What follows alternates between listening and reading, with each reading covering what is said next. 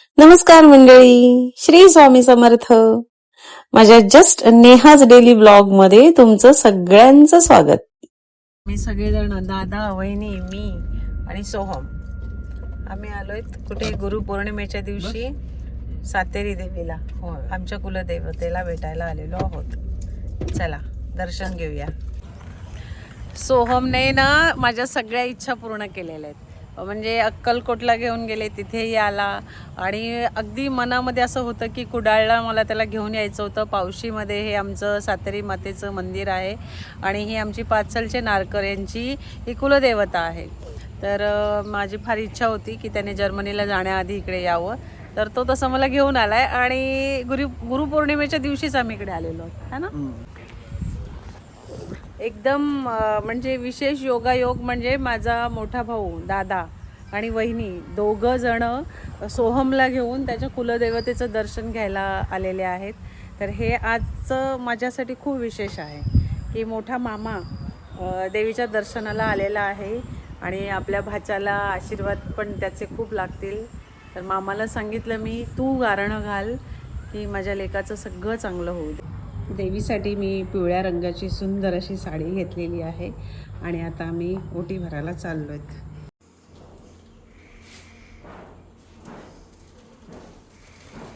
मी अगदी नैवेद्य पण घेते दर वेळेला, कधी त्यांच्याकडून मी ओटी भरते. नाही, वारुळ आहे.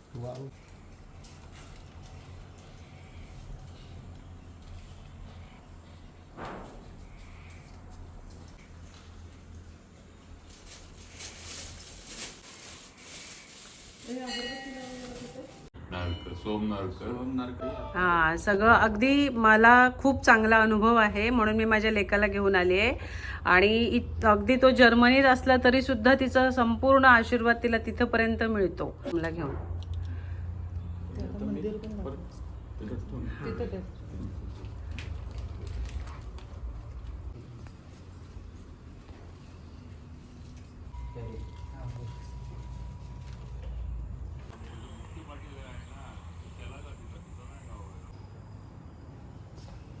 महादेव आहेत, हे योद्धा आहेत, राजा महाराजा राणी असे आहेत असं मला वाटतं. मला इतिहास माहिती. इथे आम्ही आलो या दुकानामध्ये आणि इथे साडी वगैरे घेतली. तर सातेरी देवी ही आमची कुलदेवता आहे. ज्यांची पावशी गावामध्ये सातेरी देवी कुलदेवता आहे त्यांनी यावं. इथे दुकानामध्ये, दादांच्या दुकानात सगळ्या सुविधा आहेत. जर तुम्हाला साडी चोळी घ्यायची असेल, खना नारळाने ओटी भरायची असेल तर ह्या दादांच्या दुकानात सगळं मिळतं आणि ते आपल्याला व्यवस्थित डायरेक्शन पण देतात. सो तुम्ही इथे नक्की या. आणि घरून आणायची गरज नाही, येताना त्यांच्याकडे सगळं मिळतं. वेणी पण आहे, सगळं मिळतं जे देवीसाठी आवश्यक गोष्टी आहेत. तर गावातल्याच तरुणांना ही थोडीशी मदत पण होते आणि त्यांच्या व्यवसायाला आपल्याकडून हातभारही लागतो. कुडाळवरून रत्नागिरीला परत जाताना आम्हाला एक खूपच सुंदर असं मंदिर दिसलेलं आहे वाटेमध्ये. तर ते आता आम्ही एक्सप्लोअर करायला चाललो आहे, बघायला चाललो आहे की आतमध्ये मंदिरात नक्की काय आहे, कुठल्या देवाचं मंदिर आहे. हे तुम्ही बघू शकता, अतिशय सुंदर असं मंदिर आहे.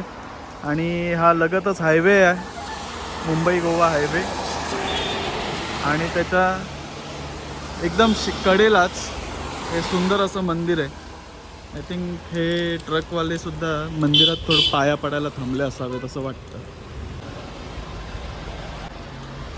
आणि हा आहे वर गाभाऱ्याकडे जाण्याचा मार्ग.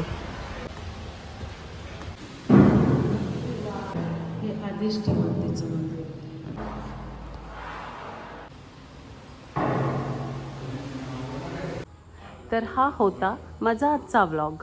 भेटूया उद्याच्या व्लॉगमध्ये. तोपर्यंत do like, share, comment and subscribe to my YouTube channel just Neha's daily vlog. Thank you.